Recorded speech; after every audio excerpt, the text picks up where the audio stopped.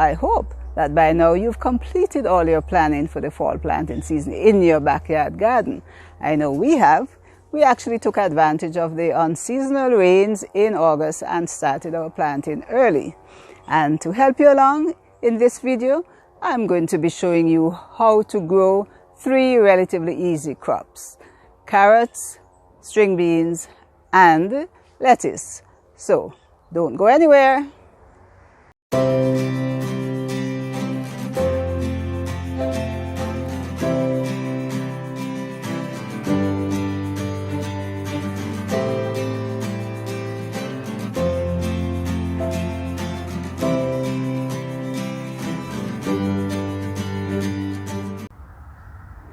Welcome back to the channel, and thanks for staying. For those of you who are new to the channel, if it's your first time, a special welcome to you. We'll encourage you to watch some more of our videos, and also if you like what you see, please subscribe. I'm standing here in front of our food section of the garden. All those crops that were there in July are looking even better now with the extra rains. And just 2 weeks ago, I planted this bed with Irish potatoes. So you get the idea, it's fall planting. And although we have a wider selection of crops, let us focus on the 3 that I mentioned in the introduction, beginning with carrots. Why carrots? Well, it's packed with potassium, vitamins A, C, and other nutrients. Plus, it adds color and appeal to our meals. In terms of growing conditions, carrots prefer full sunlight but can tolerate light shade. It's best if they're grown in sandy loam or soil with very good drainage, free of stones and other debris. They prefer a fairly neutral pH between 6.5 and 7.8. For best results, mix in organic matter and fertilizer high in phosphorus prior to planting. Start your crop directly from seed. That is, plant the seeds directly into the bed or in the container in which they are going to continue to grow all the way through to maturity. Make shallow rows and drop the seeds about 1 inch apart in the rows and cover lightly. They take about 7 to 10 days to germinate. Thin extra seedlings to obtain a spacing of 1 to 2 inches between the remaining plants. Maintain good soil moisture during germination and seedling emergence. Thereafter, observe if wilting or waterlogging occur and adjust watering accordingly. Try to water in the mornings and to direct the water to the soil surface. You don't want the leaves to remain damp for too long because carrots can be affected by downy mildew, leaf blights, and other diseases that occur when the soil moisture or the leaf moisture remains high. You may apply hydrogen peroxide, mixed at the rate of 1/2 to 3/4 cup per gallon of water, which should suppress most of these diseases. If the plants are not thriving at 4 or so weeks after germination, apply a balanced NPK fertilizer at the rates recommended on the pack. And of course, keep your carrots free of weeds. And after careful attention to watering and fertilizing, your carrots should be ready for harvesting between 11 and 14 weeks, depending on the variety. This is the Danvers variety. We reaped it 11 weeks after sowing and got a little under 3 pounds from this container, which is approximately 2 square feet. Let's move on to our second vegetable, string bean.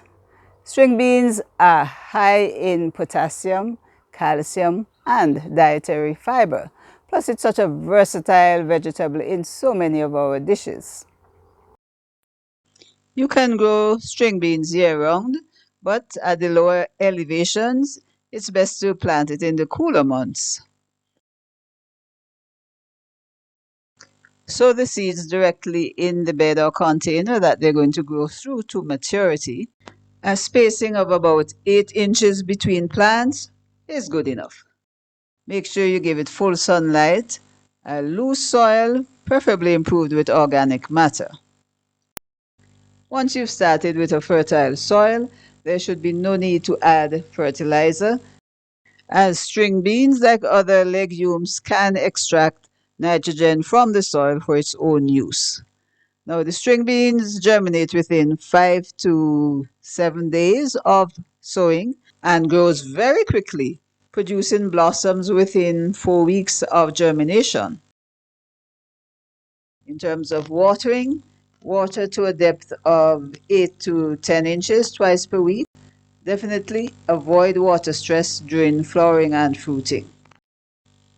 And once your plants are growing well, you're unlikely to encounter problems with pests and diseases. And if a few spots or holes crop up, you can safely ignore them on a small scale production as we're doing in the backyard. All being well, you would expect to reap your first beans in about 6 weeks after planting. And that's the happiest part of any gardener's activities. Once the plants have started to flower, monitor them closely to detect when the beans have started to swell in the pods. You don't want to wait until the beans are getting hard. This is the stage at which you would wish to pick your string beans. They are still immature. You could just barely detect the young seeds forming in the pods, and it is at this stage that they are crispier, crunchier, and tasty. This is what you're growing your string beans for. Handle your plants carefully, especially during the early stages of picking. You'll see that there are pods at various stages of maturity, as well as flowers, and you don't want to knock these off. And for optimum quality, you have to be prepared to reap every 2 or 3 days. This is our first reaping of this bed, and we got 4 pounds. Looking at the condition of the crop, we expect to be able to reap 3 or 4 more times.